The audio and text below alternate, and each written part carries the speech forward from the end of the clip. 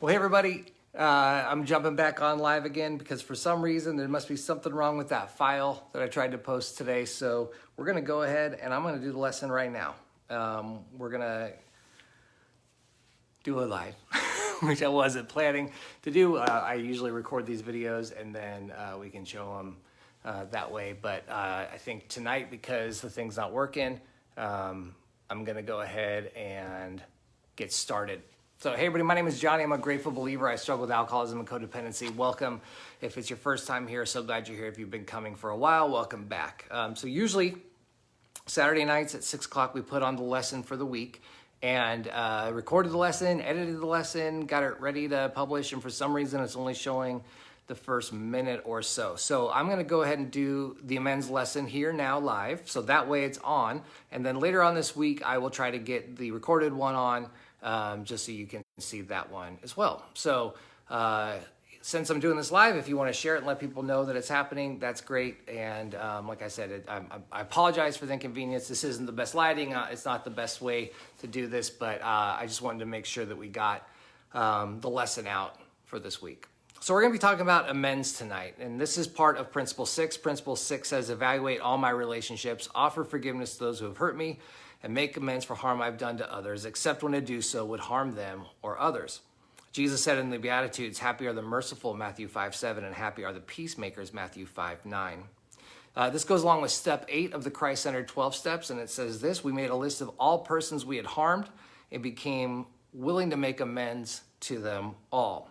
Jesus said in Luke 6:31, do to others as you would have them do to you. So we're going to talk about this idea, this concept about making amends, because making amends and offering forgiveness is such an important part of recovery. For the last while, if you've been coming each week, since we started this a couple of months ago, doing these lessons online, if you're following along with us, you've come out of denial, right? Which is huge. You've admitted there's a problem. You've turned your heart to Christ, hopefully, and made that one-time really important decision that would make sure that you were able to walk with God and to find his forgiveness and healing. Then you did this principle 4 thing where we wrote down all of our stuff, right?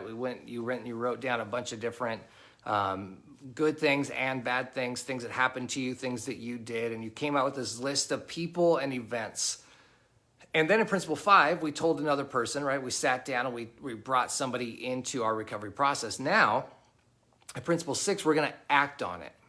And see, it's one thing to say, well, but Johnny, God and I have done all this work. I'm not sure why I need to do anything. Well, I'm going to talk a little bit about that tonight. Making amends, offering forgiveness, doing this repair work in our relationships is actually crucial for helping us go from the past and then being able to live in today and in the future coming up, right? When we're stuck in the past, full of regret for things that we said or did or things that were done to us, when we have hurt other people and we haven't apologized or made amends, made it right, then we're stuck. I don't know if you've ever thought of somebody that you hurt and you see them in person again and you're just sort of like, oh, I don't know how to talk to this person, right? It can get really hard.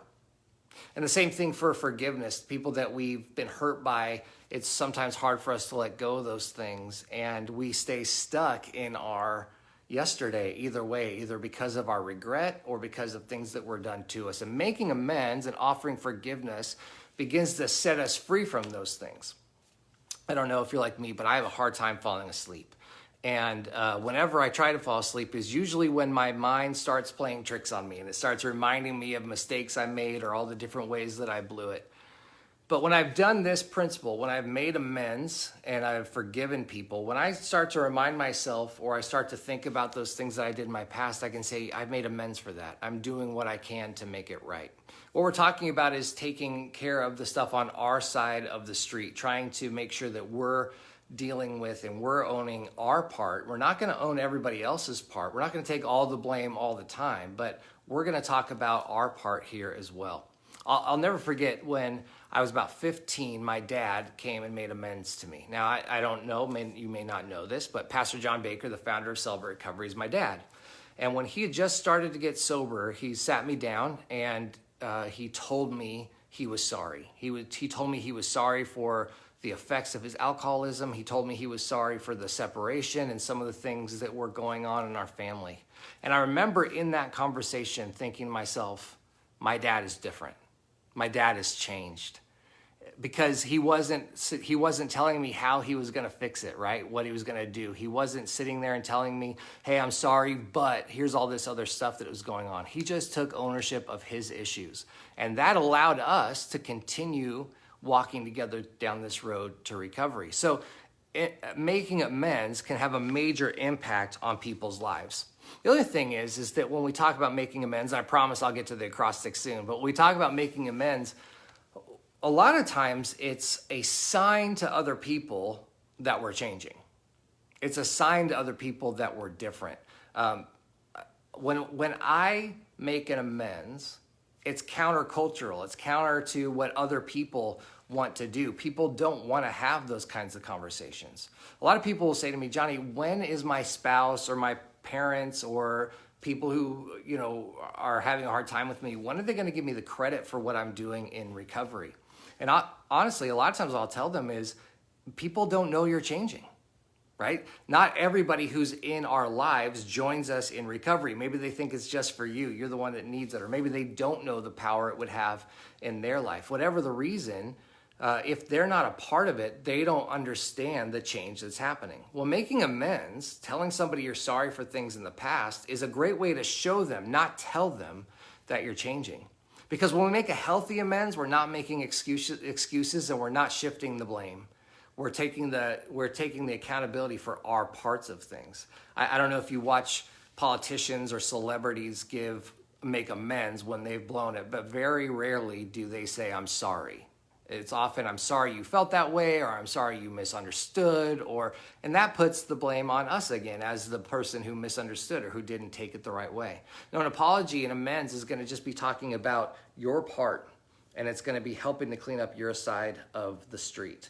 So, how do we make amends? How do we do this? Now, before I get into it, we're going to talk about forgiveness coming up soon. I'm going to talk about forgiveness a little bit tonight as well. But I honestly think that forgiveness is often a process. It's not something that happens instantly for many of us, and it's something we have to work through. And in fact, if you go back to our step tonight, step 8, it says we became willing to make amends. And that's really what we're talking about tonight. We're talking about getting that willingness. I'm sure that as we talk about making these repair steps in relationships, there's people you think, I can never apologize to them, or I'll never be able to forgive that person. When we're talking about these things, if that comes up to you, I just want you to write the name down and just say, I don't know how I could ever do this, God, but help me be willing to make the amends. Heck, you might even need to say, God, help me be willing to make these amends, because it's such an important part of our recovery. In fact, in Participant Guide 3, if you're working through the step studies together, there's a page during this amends lesson that has people I owe amends to and people I need to forgive. You may want to write down some of those names as we're talking tonight. And if you think of somebody, again, you don't have to know how, you don't have to know when, or any of that stuff. Just write their name down. So how do we do that? How do we make amends? So the acrostic is amends, and the A in our acrostic stands for admit the hurt and the harm. This is such an important part of this process because we're going to be admitting that harm was done.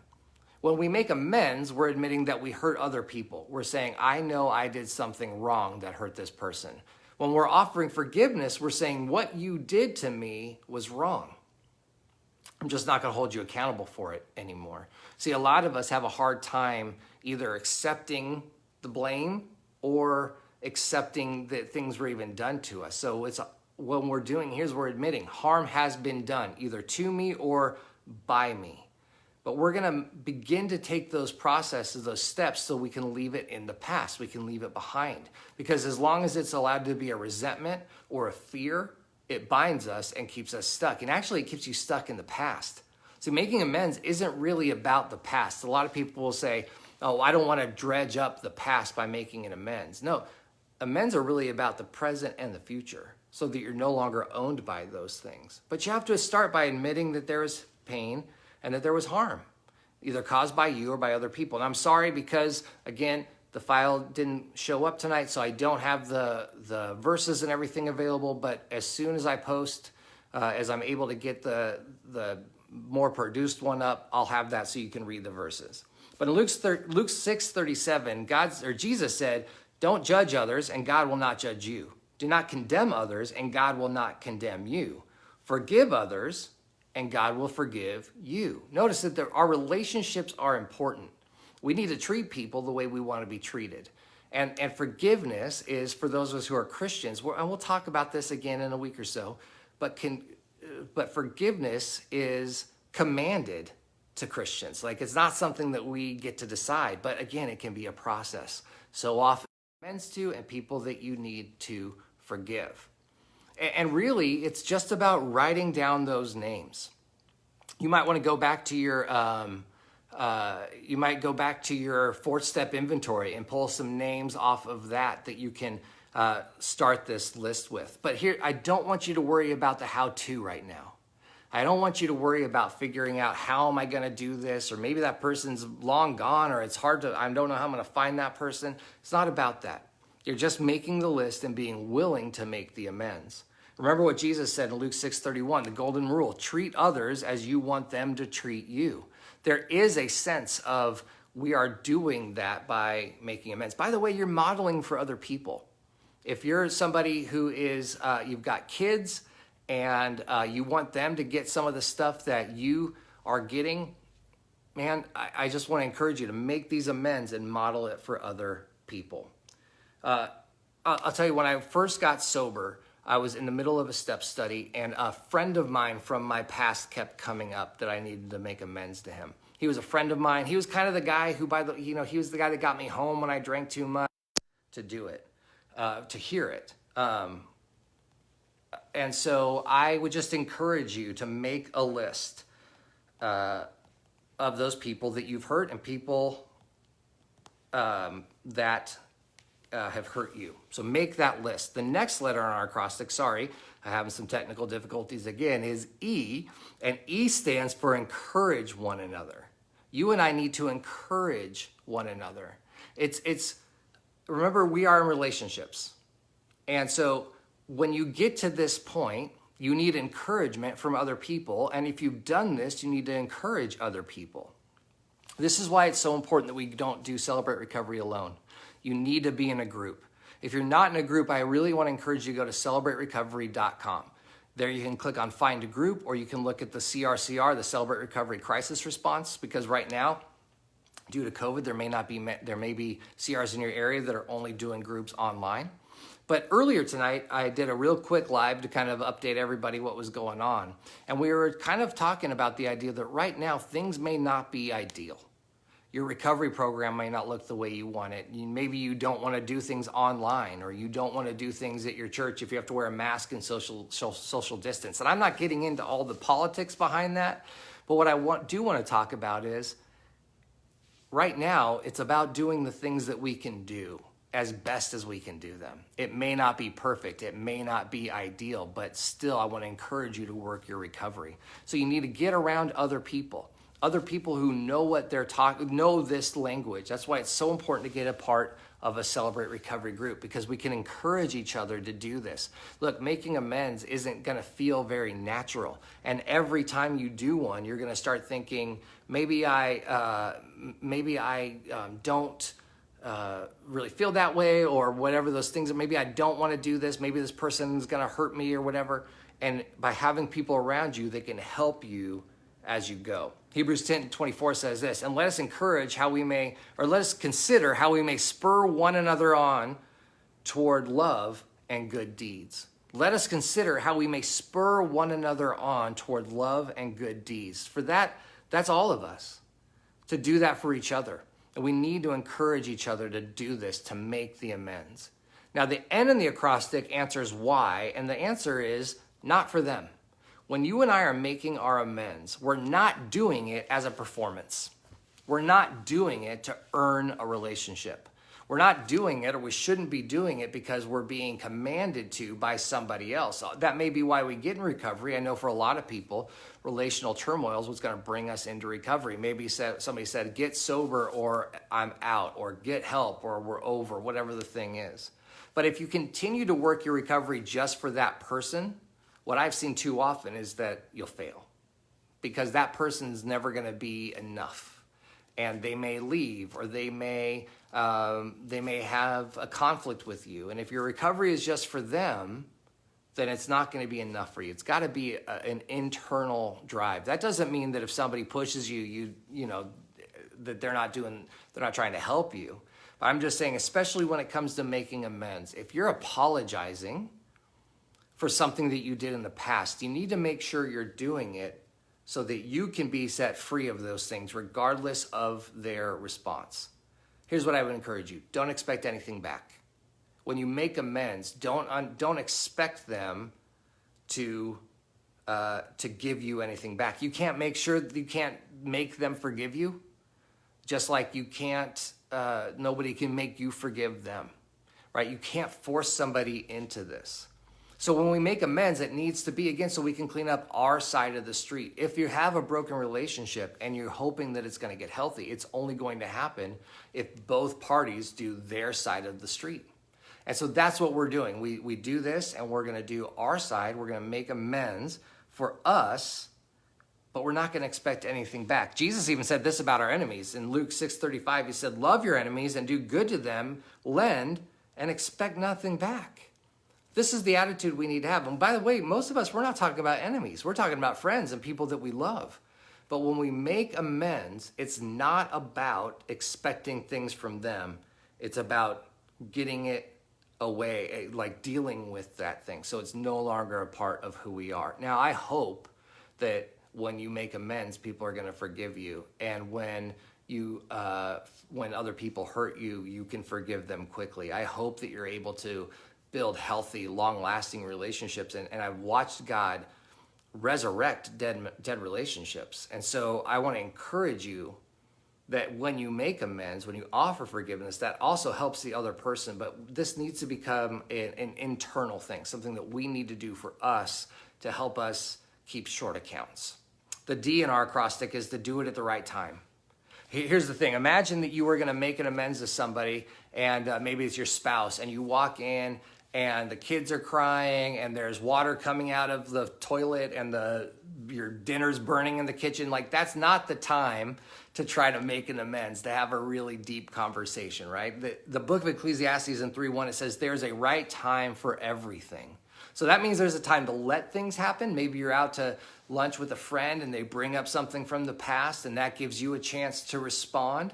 And there's a time to make things happen, where you're going to call somebody and you're going to set up a time. You're going to set up a time to meet with each other, and you're going to do it at the right time in a distraction-free way. I want to encourage you to pray, to ask Jesus for his guidance before you begin, so that you know that you're in the right time.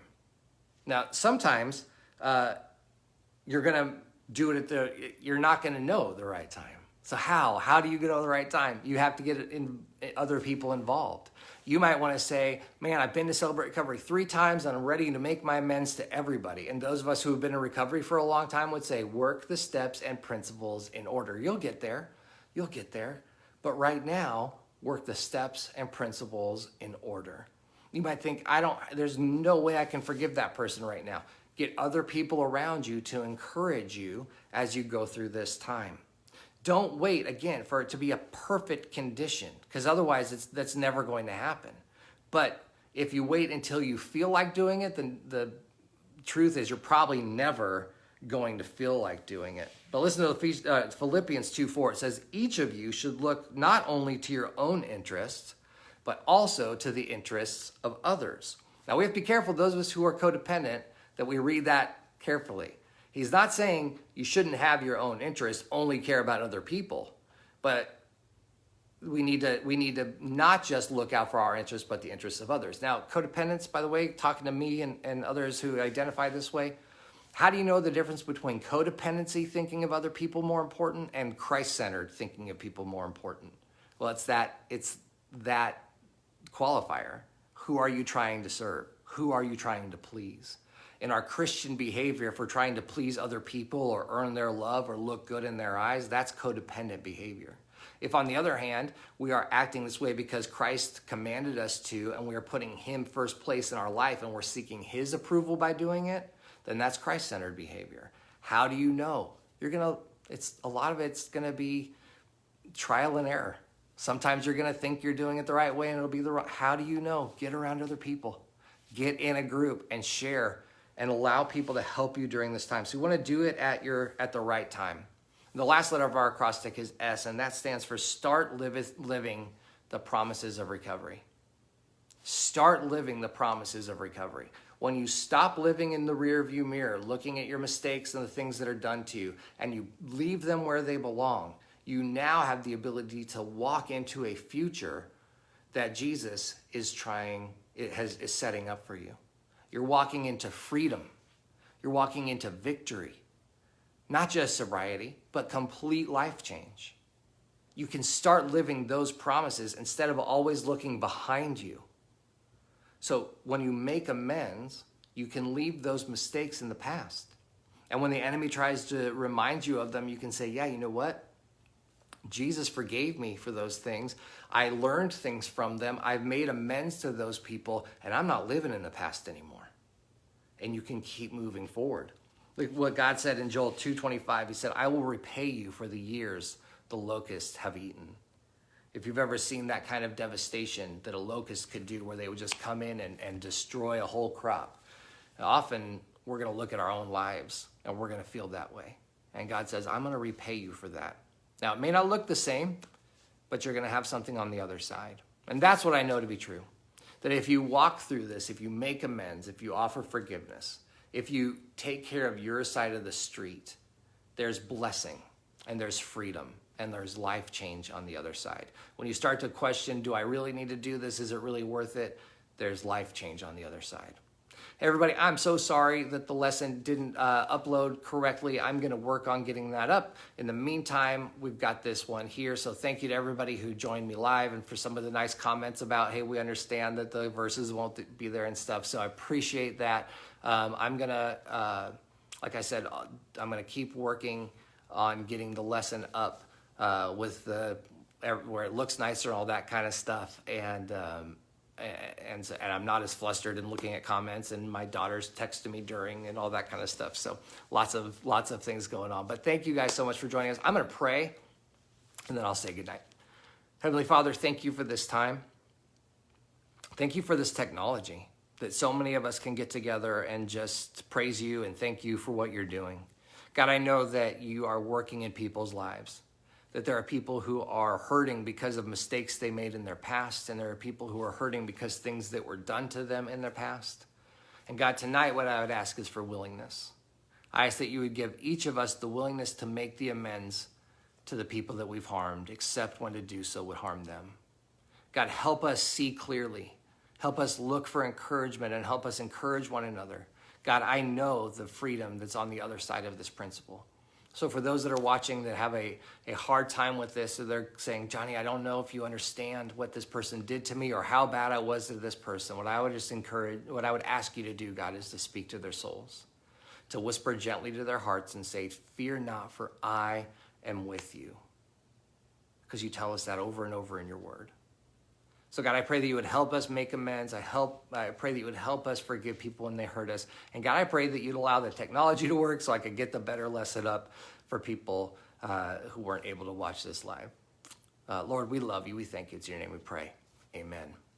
All right, everybody. Well, again, thank you so much for being with me tonight. Keep your eye out for the lesson as I try to get it uploaded later on. And with that, I'm going to say goodnight. Love you. Bye, everybody.